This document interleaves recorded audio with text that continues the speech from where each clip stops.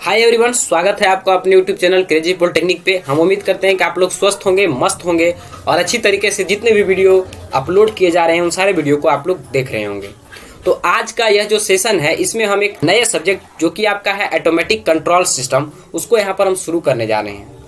साथ ही साथ इसके इंट्रोडक्शन, जो इसका सिलेबस का इंट्रोडक्शन था वो एक ही वीडियो में सारे सब्जेक्ट का हम बता दिए थे, इसीलिए हम फिर अलग से इसके इंट्रोडक्शन का सिलेबस इंट्रोडक्शन का वीडियो आप लोग के लिए नहीं प्रोवाइड करवा रहे हैं। हम यहाँ पर डायरेक्ट अपने जो आपका फर्स्ट यूनिट है उसकी ओर आ रहे हैं इंट्रोडक्शन में कि ऑटोमेटिक कंट्रोल सिस्टम का जो हमारा इंट्रोडक्शन है वो क्या होता है। तो यहाँ पर हम लोग जानेंगे ऑटोमेटिक कंट्रोल सिस्टम में कि सबसे पहले कि सिस्टम क्या होता है, उसके बाद हम लोग जानेंगे कि कंट्रोल्ड सिस्टम क्या होता है, उसके बाद हम कंट्रोल सिस्टम जो हमारा होता है वो कितने तरीके का होता है। तो वो हमारा दो तरीके का होता है, एक ओपन लूप कंट्रोल सिस्टम, एक हमारा क्लोज लूप कंट्रोल सिस्टम। तो यहाँ पर हम जो जानेंगे इस वीडियो में वो ओपन लूप कंट्रोल सिस्टम के बारे में जानेंगे, उसके एडवांटेज के बारे में जानेंगे और उसके डिसएडवांटेज के बारे में जानेंगे। तो चलिए इस सेशन को हम लोग शुरू करते हैं। सेशन को शुरू करने से पहले अगर इस वीडियो को आप फर्स्ट टाइम देख रहे हैं तो वीडियो को लाइक कर दीजिएगा, चैनल को सब्सक्राइब करके बेल आइकन को प्रेस कर दीजिएगा ताकि जितने भी वीडियो हम अपलोड करें उसका नोटिफिकेशन आपको प्रॉपर टाइम पे मिलता रहे। तो चलिए सेशन को हम लोग शुरू करते हैं। तो हमें सबसे पहले यही जानना होगा कि ऑटोमेटिक कंट्रोल सिस्टम क्या होता है। मतलब अभी के ज़माने में ऑटोमेशन मतलब क्या होता है। ऑटोमेशन मतलब क्या, ऑटोमेटिक, कि किसी भी काम को हम कैसे ऑटोमेटिक तरीके से कर सकते हैं। मतलब किसी भी काम को हम कैसे मशीन के थ्रू करवा सकते हैं, वो भी ऑटोमेटिक, बिना कोई निगरानी के। जैसे कि तो अभी के ज़माने में आप लोग देख सकते हैं कि बहुत बड़े बड़े जो मॉल होते हैं वहाँ पर जब आप जाते हैं तो उनका गेट ऑटोमेटिक लगा हुआ होता है, लेकिन जैसे ही उस गेट के पास आप जाते हैं तो गेट खुल जाता है। तो ये क्या है, ऑटोमेशन है। यहाँ पर ऑटोमेशन है।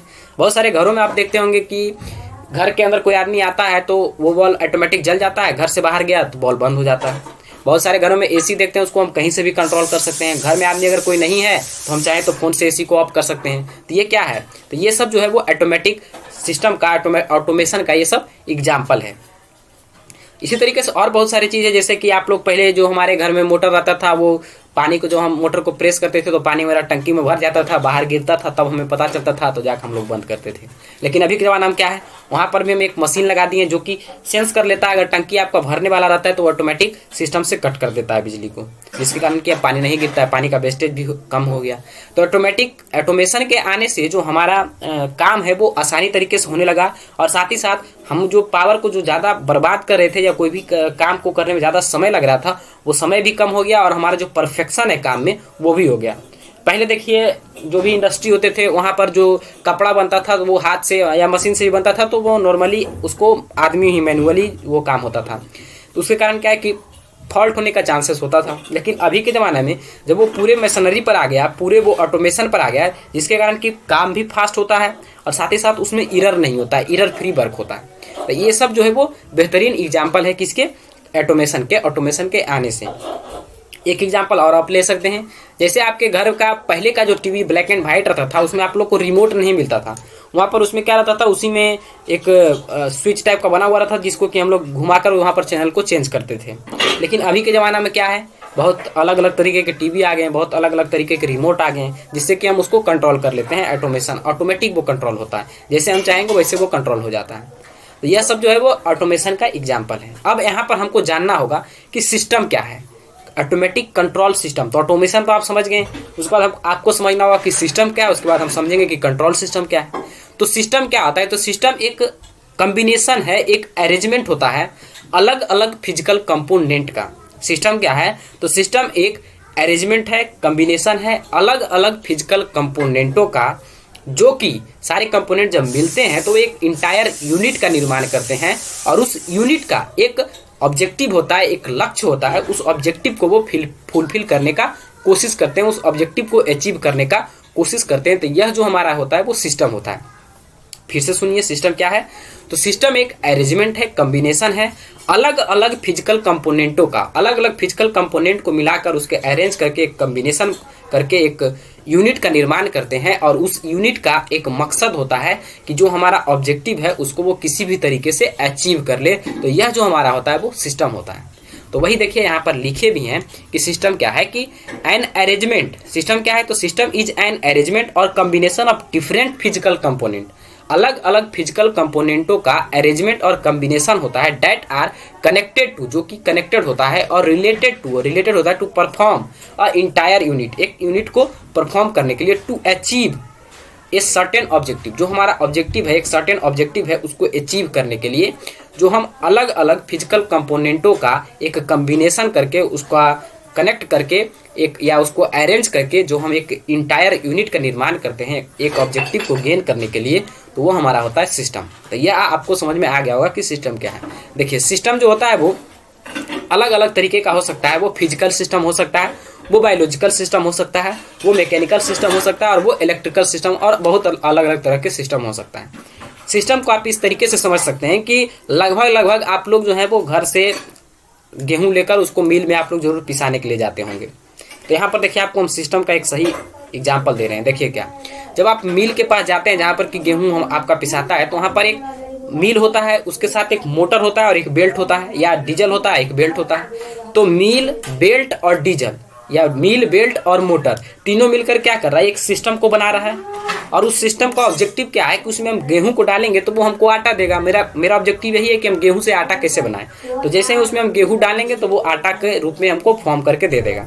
और वहाँ पर हम सिस्टम क्या क्या है, तो वहाँ पर सिस्टम हमारा है डीजल है, वहाँ पर मिल है, जो मिल जिसमें हम पीसते हैं उसको, और एक बेल्ट है। इन तीनों के कॉम्बिनेशन से, इन तीनों के सिस्टम से वहाँ पर हम आटा, जो हमारा ऑब्जेक्टिव है आटा को लेना, वो ऑब्जेक्टिव आपको फुलफिल हो जाता है। तो ये हमारा होता है सिस्टम। तो हम ये उम्मीद करते हैं कि आप लोग को सिस्टम समझ में आ गया होगा। तो अब हम लोग जानेंगे कंट्रोल सिस्टम के बारे में कि कंट्रोल सिस्टम क्या है। तो देखिए कंट्रोल सिस्टम क्या है, सिस्टम तो आप समझ गए। सिस्टम को अगर हम किस तरीके से रेगुलेट करके, किसी तरीके से डायरेक्ट करके, उस पर कमांड करके हम अपना जो डिजायर्ड आउटपुट है उसको हम किस तरीके से लेते हैं, तो वो हमारा होता है कंट्रोल सिस्टम। जैसे कि वही मिल के पास हम वापस आते हैं तो वहाँ पर बहुत सारे ऐसे भी होते हैं जो जानवर के खिलाने के लिए, जिसको कि हम लोग दर्रा कहते हैं, दर्रा को हम गेहूं से दर्रा बनवाते हैं। तो उसमें क्या होता है, वहाँ पर हम उसको कंट्रोल करते हैं, उसके वहाँ पर कुछ मैकेनिज्म होता है, उसको कंट्रोल करके जो आटा है उसको मोटा आटा में हम कन्वर्ट करते हैं। वहीं पर अगर मेरा ऑब्जेक्टिव है कि हमको खुद खाना है, रोटी के लिए आटा को हम गेहूं को पिसवा रहे हैं, तो उस कंडीशन में क्या, वहाँ पर हम उसको कंट्रोलिंग करते हैं कि ये जो गेहूं है वो और पतला पिसा है, उसका आटा जो है वो और पतला हो, ताकि आसानी से हम लोग बनाकर उसका रोटी खा सकें। तो यहाँ पर क्या है, कंट्रोल उसको कर रहे हैं। तो ये जो है ये सिस्टम का कंट्रोल होता है, तो इसी को हम लोग कहते हैं कंट्रोल सिस्टम। तो वही देखिए यहाँ पर वर्ड, यहाँ पर देखिए, तो वही यहाँ पर देखिए बताया गया है the meaning of control system. Control system का मीनिंग जो होता है वो क्या होता है, इज टू रेगुलेट करना, डायरेक्ट करना, और कमांड अ सिस्टम को कमांड करना, सो डैट, ताकि a desire objective is obtain, ताकि जो हमारा इच्छित, जो हमारा डिजायर्ड ऑब्जेक्टिव है वो हमें प्राप्त हो सके। डिजायर ऑब्जेक्टिव हमारा क्या था उस केस में कि अगर हमको जानवर को खिलाना है तो हमको दर्रा लेना है, तो उस कंडीशन में जो गेहूं का पार्ट जो टूटेगा वो थोड़ा मोटा टूटना चाहिए। और अगर हमारा ऑब्जेक्टिव है कि उसको हमको रोटी बनाना है, तो उस कंडीशन में उसका जो आटा है वो पतला होना चाहिए। तो यह जो है वो क्या, हमारा डिजायर्ड ऑब्जेक्टिव है, इसके लिए वहाँ पर हम क्या करेंगे, कंट्रोल करेंगे। यही हमारा होता है कंट्रोल सिस्टम। तो देखिए एक डिफिनेशन और यहाँ पर हम दिए हैं, वो क्या है कि control system is a system. Control system जो होता है एक सिस्टम होता है इन विच, जिसमें कि द आउटपुट क्वांटिटीज, जो हमारा आउटपुट क्वांटिटी होता है, इज कंट्रोल्ड बाई, वो कंट्रोल्ड होता है by varying the input quantity. जैसे जैसे हम इनपुट क्वांटिटी को वेरी करेंगे वैसे वैसे हमारा अगर आउटपुट क्वांटिटी चेंज होता है तो वो हमारा होता है कंट्रोल सिस्टम। मतलब क्या कि जैसे जैसे हम इनपुट क्वांटिटी को चेंज करेंगे वैसे वैसे हमारा आउटपुट क्वांटिटी में वेरिएशन आना चाहिए, वैसे वैसे हमारा आउटपुट क्वांटिटी अगर चेंज कर रहा है तो वो हमारा होता है कंट्रोल सिस्टम। एक डेफिनेशन और आपको दिए ताकि तीनों डेफिनेशन में से कोई एक डेफिनेशन आप एग्जाम में लिख सके, इसलिए हम ज़्यादा से ज़्यादा डेफिनेशन आपको देने का काम कर रहे हैं। देखिए क्या है कि ये control system is defined as, control system को इस तरीके से हम डिफाइन करते हैं एज ए सिस्टम के रूप में, system of device that manage, जो कि मैनेज करता है, कमांड करता है, डायरेक्ट और regulate the behaviour of other device, दूसरे डिवाइस को रेगुलेट करता है, कमांड करता है या मैनेज करता है। तो यह जो हमारा होता है वो कंट्रोल सिस्टम होता है। और साथ ही साथ और regulate the behaviour of other device, दूसरे जो डिवाइस होते हैं उसके बिहेवियर को भी रेगुलेट करता है डिवाइस और सिस्टम को, टू अचीव डिजायर रिजल्ट को प्राप्त करने के लिए। तो जनरली इसका मकसद एक ही होता है कंट्रोल सिस्टम का कि जो हमारा इच्छित रिजल्ट है उसको, या जो हमारा इच्छित हमारा वैल्यू है उसको प्राप्त करने के लिए हम अगर इनपुट में कुछ चेंज कर रहे हैं जिससे कि हमारा आउटपुट उस पर वैरी कर रहा है, तो ये हमारा होता है कंट्रोल सिस्टम। चाहे या एक सिस्टम से दूसरे सिस्टम पर जाकर देखें या एक ही सिस्टम का डाटा हो, इससे कोई फर्क नहीं पड़ता। वही यहाँ पर देखे कर रहा था कि या तो वो सेम हो या अदर डिवाइस को रेगुलेट करे, अदर डिवाइस को वो कंट्रोल करे, कमांड करे, तो वो भी होता है हमारा कंट्रोल सिस्टम। तो यहाँ पर एक आपको एक ओवरव्यू मिल गया होगा कंट्रोल सिस्टम के बारे में कि सिस्टम क्या है और कंट्रोल सिस्टम क्या है। तो कंट्रोल सिस्टम जो हमारा है वो डिवाइड होता है दो पार्ट में। एक हमारा होता है ओपन लूप कंट्रोल सिस्टम और एक हमारा होता है क्लोज लूप कंट्रोल सिस्टम। तो यहाँ पर हम जो डिस्कस करेंगे वो हम डिस्कस क्या करेंगे, ओपन लूप कंट्रोल सिस्टम, जो कि यहाँ पर दिखा गया है। ओपन लूप कंट्रोल सिस्टम होता क्या है, तो इसको हम कभी कभी इस तरीके से भी डिफाइन करते हैं कि यह जो होता है वो फीडबैक फ्री सिस्टम होता है। मतलब इसमें जो है वो फीडबैक नहीं होता है। इसका मतलब क्या हुआ कि इसका जो है इनपुट वो आउटपुट पर डिपेंड नहीं करता है कि आउटपुट में अगर कुछ वेरिएशन हो रहा है तो इनपुट को कोई फर्क नहीं पड़ेगा। इनपुट में वेरिएशन होगा तो आउटपुट पर फर्क पड़ेगा, लेकिन आउटपुट में वेरिएशन होगा तो इनपुट पर फर्क नहीं पड़ेगा। साथ ही साथ इसमें जो है मेंटेनेंस कम लगता है क्योंकि इसमें इक्विपमेंट कम लगता है। इसमें कंट्रोलिंग करने के लिए कोई अलग से इक्विपमेंट हम यूज नहीं करते हैं। मतलब इसमें कोई फीडबैक सिस्टम नहीं होता है, जिसके कारण कि इसका कंस्ट्रक्शन भी ईजी होता है। साथ ही साथ ये चीपर होता है अदर जो क्लोज लूप कंट्रोल सिस्टम है उसके कंपेरिजन में। तो ये सारे कंपेरिजन को हम लास्ट में देखेंगे। आज तो हम सिर्फ ओपन लूप कंट्रोल सिस्टम, इसके एडवांटेज और डिसएडवांटेज को देखते हैं। तो देखिए यहाँ पर कुछ पॉइंट हम लिखे हैं, उसके थ्रू आपको समझाने का कोशिश करते हैं कि ओपन लूप कंट्रोल सिस्टम क्या है। तो देखिए सबसे पहले क्या लिखा है कि in open loop control system में द आउटपुट, जो हमारा आउटपुट होता है, does not effect the control action of the system. जो सिस्टम का कंट्रोल एक्शन है उसको आउटपुट इफेक्ट नहीं करता है, किसी में, ओपन लूप में। जबकि क्लोज लूप जब आप पढ़िएगा तो वहाँ पर वो इफेक्ट करता है हमारे इनपुट जो होता है उसको ये इफेक्ट करता है, या कंट्रोल एक्शन जो होता है सिस्टम का उस पर भी ये इफेक्ट डालता है। दूसरा इसमें है the system whose working depend on time. वैसा सिस्टम जिसका कि वर्किंग डिपेंड करता है टाइम पर, उसको हम लोग कहते हैं ओपन लूप कंट्रोल सिस्टम। मतलब वैसा सिस्टम जिसका कि वर्किंग डिपेंड करता है टाइम पे, उसको हम लोग कहते हैं क्या, open loop control system. Next इसी में है the open loop system is free from feedback. Open loop control system जो होता है वो फीडबैक से फ्री फ्रॉम, मतलब फीडबैक उसमें होता ही नहीं, मतलब फीडबैक उसमें इंट्रोड्यूस ही नहीं होता है ओपन लूप कंट्रोल सिस्टम में।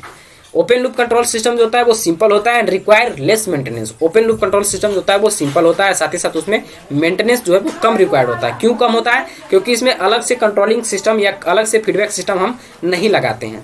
The accuracy of system is less, क्योंकि इसमें फीडबैक नहीं है तो इसका एक्यूरेसी कम होगा, क्योंकि ये फीडबैक ही नहीं देगा कि हमारा आउटपुट जो डिजायर्ड आउटपुट है वो हमको मिल रहा है या नहीं मिल रहा है। तो यहाँ पर इसमें फीडबैक देने का कोई सिस्टम लगा ही नहीं है, जिसके कारण कि क्या होगा, यह एक्यूरेट नहीं होगा। साथ ही साथ ये भरोसेमंद नहीं होगा, रिलायबल नहीं होगा। इसका एग्जाम्पल क्या है ओपन लूप कंट्रोल सिस्टम का, तो इसका एग्जाम्पल जो हमारा होता है वो ऑटोमेटिक वॉशिंग मशीन होता है। वॉशिंग मशीन में आप जब कपड़ा डाल के उसको 15 मिनट पर सेट कर दिए तो वो ये नहीं देखता है कि आपका कपड़ा साफ हुआ या नहीं हुआ। अगर आपका कपड़ा नहीं भी साफ हुआ तो 15 मिनट के बाद वो ऑटोमेटिक बंद हो जाएगा। तो ये क्या है, उसमें फीडबैक का पाथ नहीं है, उसमें कोई फीडबैक नहीं है कि वो कपड़ा को देख के पता कर ले कि ये हो सकता है ये कपड़ा 5 मिनट में ही साफ हो जाए। तो ऐसा उसमें कुछ नहीं है। अगर 5 मिनट में आपका साफ हो जाता है वो कपड़ा तो भी उसको 15 मिनट तक ही घुमाते रहता है। तो ये हमारा होता है ऑटोमेटिक वॉशिंग मशीन जो है वो ओपन लूप कंट्रोल सिस्टम। उसी तरह से इमर्जन रड, जब आप पानी गर्म करने वाला जो रड रखते हैं उसको आप पानी में डाल के छोड़ देते हैं तो वो ऑटोमेटिक तो बंद होता नहीं है। पानी बहुत भी गर्म हो जाए, कम भी गर्म हो जाए, उसको कोई फर्क नहीं पड़ता है।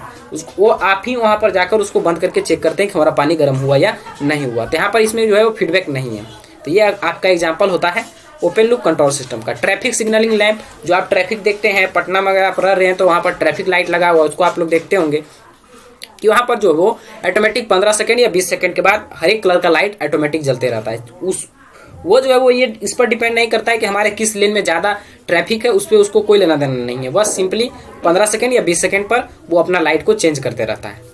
तो यह जो होता है वो एग्जाम्पल है ओपन लूप कंट्रोल सिस्टम का। यहाँ पर ये देखिए, ये जो आप देख रहे हैं, ये यहाँ पर जो है ब्लॉक डायग्राम है ओपन लूप कंट्रोल सिस्टम का। तो यहाँ पर देखिए इनपुट है जिसको कि हम लोग RS से रिप्रेजेंट करते हैं, और यहाँ पर देखिए ये कंट्रोलर है, कंट्रोलर को एक रिप्रेजेंट किए हैं, ये कंट्रोल प्रोसेस को रिप्रेजेंट किए हैं, यहाँ पर ये आउटपुट CS है।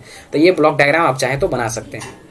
अब देखिए हम इसके एडवांटेज की ओर आते हैं। तो एडवांटेज हमारा क्या है ओपन लूप कंट्रोल सिस्टम का, तो ओपन लूप कंट्रोल सिस्टम का एडवांटेज है these system are simple in construction and design. ये जो सिस्टम होता है इसका कंस्ट्रक्शन जो होता है वो सिंपल होता है, साथ ही साथ इसका डिजाइन जो होता है वो सिंपल होता है, क्योंकि इसमें ज़्यादा कंपोनेंट, ज़्यादा इक्विपमेंट का हम लोग यूज ही नहीं करते हैं। दिस सिस्टम आर इकोनॉमिकल, ये जो सिस्टम होता है वो इकोनॉमिकल होता है। This system require less maintenance, यह जो सिस्टम होता है क्योंकि इसमें कंपोनेंट कम है, इसमें इंस्ट्रूमेंट कम लगाए हैं, तो इस कंडीशन में इसमें जो मेंटेनेंस होगा वो कम होगा।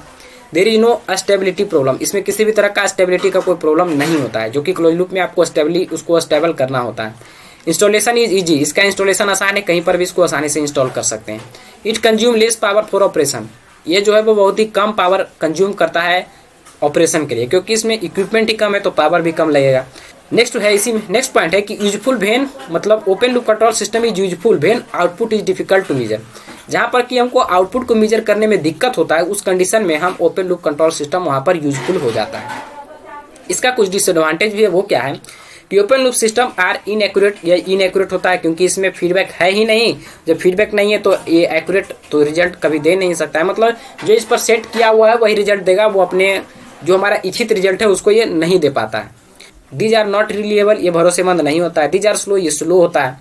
ऑप्टिमाइजेशन इज नॉट पॉसिबल, इसमें ऑप्टिमाइजेशन नहीं हो सकता है। It can not sense environmental change, ये इन्वायरमेंटल चेंज से इस पर कोई प्रभाव नहीं पड़ता है।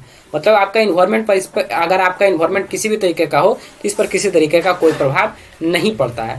तो यहाँ पर एक आपको ओवरव्यू मिल गया होगा कंट्रोल सिस्टम, साथ ही साथ सिस्टम क्या होता है कंट्रोल सिस्टम, उसके बाद ओपन लूप कंट्रोल सिस्टम क्या होता है, उसके ब्लॉक डायग्राम, और साथ ही साथ उसके एडवांटेज और डिसएडवांटेज के बारे में। तो यहाँ पर आप लोग के लिए एक अनाउंसमेंट है जो कि 6 सेम लक्ष्य बैच जो आपके एप्लीकेशन क्रेजी पॉलिटेक्निक पे चालू हुआ है, जिसका कि कोर्स जो प्राइस है वो 1000 रुपीज़ ही है, ओनली 1000 रुपीज़। तो यहाँ पर इस कोर्स के कुछ बेनिफिट हैं वो आपको हम बता देते हैं। इस कोर्स में आपको लाइव क्लासेस मिलेंगे, रिकॉर्डेड क्लासेस मिलेंगे, एक डेडिकेटेड टेस्ट सीरीज भी मिलेगा, साथ ही साथ आपको पीडीएफ नोट्स मिलेगा, और पीडीएफ नोट्स भी डिजिटली फॉर्म में टाइप किया हुआ मिलेगा।